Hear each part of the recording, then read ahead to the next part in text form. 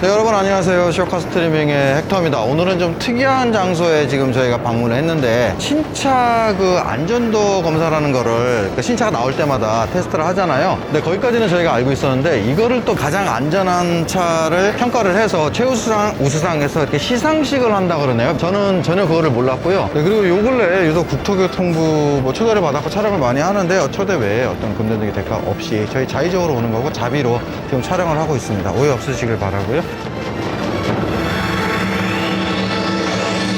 자동차 브랜드에서 신차를 판매하려면 그 전에 각 국가별로 자동차 인증이라는 걸 받아야 하는 건 다들 아실 겁니다. 뭐 다들 잘 알고 계시는 배기가스 소음 인증이 있고 안전도 평가를 위한 충돌 테스트라는 것도 반드시 하게 되어 있죠. 해외에는 많이들 아시는 유로 NCAP, US NCAP 등이 있습니다. 우리나라에서는 자동차 안전평가 K NCAP이라고 하는 충돌 테스트를 하고 있는데요. 이 충돌 테스트의 목적은 당연하게도 탑승객을 얼마나 보호하는지를 테스트하는 것이고 최근에는 보행자를 얼마나 보호하는지도 테스트하고 있습니다. 올해는 현대 아이오닉 5, 기아 EV6, 벤츠 EQA, 테슬라 모델 3 전기차 4종과 기아 스포티지, 기아 K8, 현대 투싼, 아우디 A6, 현대 스타리아, 폭스바겐 티구안, 폭스바겐 제타 등 내연기관 차량 7종, 총 11종의 신차가 충돌 테스트를 했다고 합니다. 이 중에서 가장 높은 점수를 받은 전기차 아이오닉 5와 내연기관차 중에선 스포티지를 올해의 가장 안전한 차로 선정하고 시상까지 한다고 합니다. 이게 약간 오해하시는 분들이 계시던데 어떤 차종끼리 비교하는 개념이 아니고 신차는 무조건 하게 되어 있는 충돌 테스트에서 책정된 점수일 뿐입니다. 이 차가 저 차보다 더 낫다라는 어떤 그런 개념은 아닙니다. 국내 충돌 테스트에는 국내에서 설계한 차량이 아무래도 좀 더 평가에 맞춰서 점수가 잘 나올 수 있도록 설계할 수 있다는 점도 감안하셔야 할 듯합니다. 그렇게 봐도 좀 이해가 안 되는 건 폭스바겐 티구안과 제타 두 차종 모두 멕시코에서 생산되는 모델이긴 하지만 아무리 충돌 평가 기준이 조금씩 차이가 있다고 하더라도 좀 이해가 안 될 정도로 낮은 점수였습니다. 특히 제타 같은 경우는 국내에서 생산되는 아반떼와 같은 급의 차량인데 작년에 출시한 아반떼의 충돌 테스트 결과가 1등급의 높은 안전도인데 비해서 제타가 가장 낮은 등급 5등급이라는 게 이해가 안 돼서 제타의 해외 NCAP 테스트 결과를 찾아봤습니다. 일단 유럽에서는 현재의 7세대 제타는 판매가 되지 않고 있는 듯 합니다. 유로 NCAP에서는 제타의 충돌 테스트 결과가 없었고요. 미국 NCAP에서는 총점 별 5개를 받았더라고요. 티구안 같은 경우는 유로 NCAP에서는 별 5개를 받았지만 미국 NCAP에서는 안전벨트 어떤 문제가 있는 사유로 등급 책정이 안 됐습니다.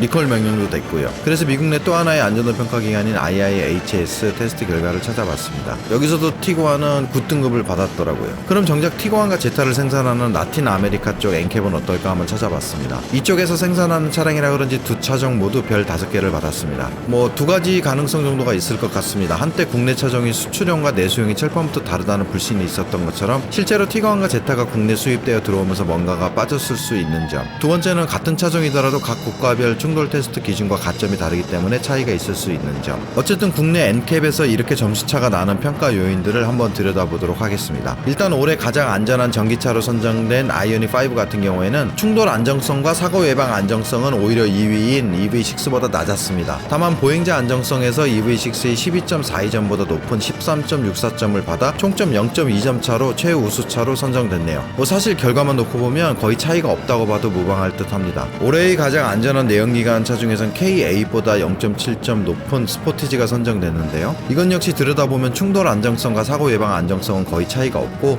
보행자 안정성에서 차이가 나면서 최우수차로 선정됐습니다. K8은 대형차급이니 그러려니 해도 스포티지가 안정성이 K8보다 더 최상급이라는 게 약간 좀 의외였습니다. 최근 나오는 현대 기아차에서는 긴급제동이나 차로 유지가 옵션으로 안 빠지고 거의 기본으로 들어가 있던데 이 레포트를 보고 이해가 됐습니다. 이 장치들이 충돌 안정성 항목에서 평가가 되다 보니 그런 것들을 기본으로 넣었나 봅니다. 그러면 더더욱 티구안과 제타의 낮은 점수가 궁금해졌는데요. 확실히 사고 예방 안전장치들이 빠져서 분야 최저점 30% 수준을 받았다고 합니다. 수입하면서 옵션이 빠지면 그럴 수도 있다는 생각이 들다가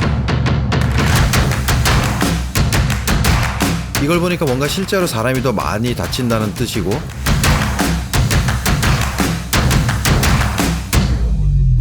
또 이걸 보니까 판매를 위한 필수 조건만을 갖추고 충돌 테스트를 했다고 강한 비판자로 명시하고 있습니다. 거기다가